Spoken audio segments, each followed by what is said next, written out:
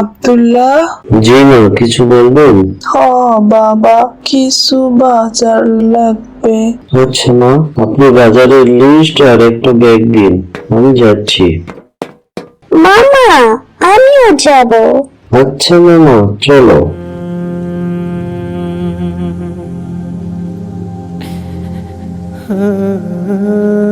আমাকে 2 কেজি আলু, 2 কেজি পেঁয়াজ আর 1 প্যাকেট বিস্কিট দিন।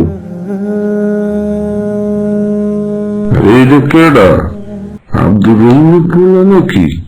হয় চাচা। সেই দিন দেখলাম ছোট, আজকেই বড় হয়ে গেল। হননিয়া, এই বয়সেই দাড়ি রাখছো?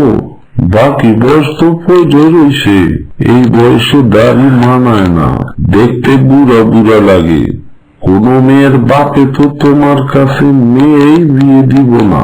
কোনো একখান কথা কইয়া যাই, বিয়া শাদী করিয়া আমাগো বয়সে দাড়ি রাখো, বুঝছো? আব্দুল্লাহ ভাই, চাচা কিন্তু ঠিকই কইছে, ভালো মাইয়ে পাইবেন না কিন্তু।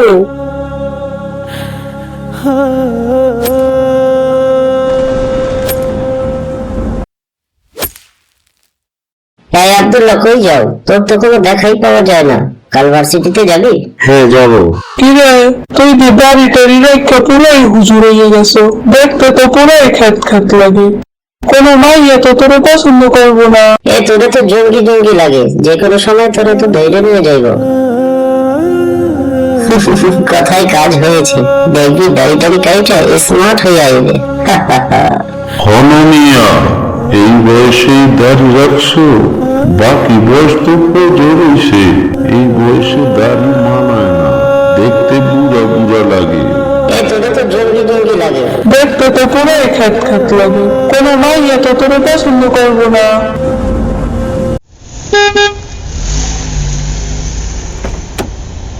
আসসালামু আলাইকুম। আমি একজন সৎ এবং বিশ্বস্ত লোক খুঁজছি। আমি ইসলামী প্রকল্পে দান করতে চাই, আর আমার মনে হচ্ছে তুমি একজন সৎ ও আল্লাহভীরু মানুষ। তোমার দিনদারিত্ব ও সুন্নাতের প্রতি ভালোবাসা দেখে আমি মুগ্ধ। আমি এর পুরো দায়িত্ব তোমাকে দিতে চাই। ওয়ালাইকুম আসসালাম রহমতুল্লাহ। জি ইনশাআল্লাহ, আমি এর পুরো দায়িত্ব খুব ভালোভাবে পালন করব।